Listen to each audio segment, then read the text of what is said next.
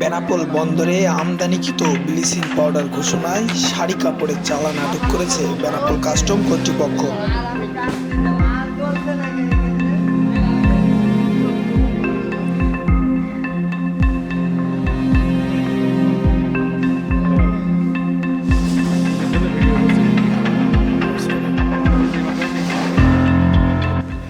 পণ্য চালানটি গত 8 আগস্ট বেনাপোল বন্দরে প্রবেশ করে বন্দরের 35 নম্বর শেডে রক্ষিত ছিল।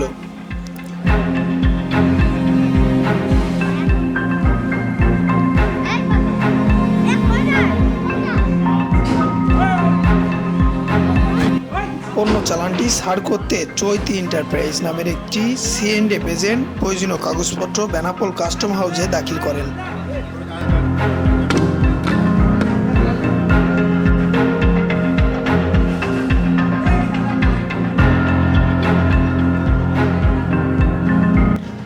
কাস্টম সূত্রে জানা গেছে, খুলনার জালাল বাণিজ্য ভান্ডার নামে এক আমদানিকারক প্রতিষ্ঠান 1200 প্যাকেজের ব্লিচিং পাউডারের একটি পণ্য চালান ভারত থেকে আমদানি করেন।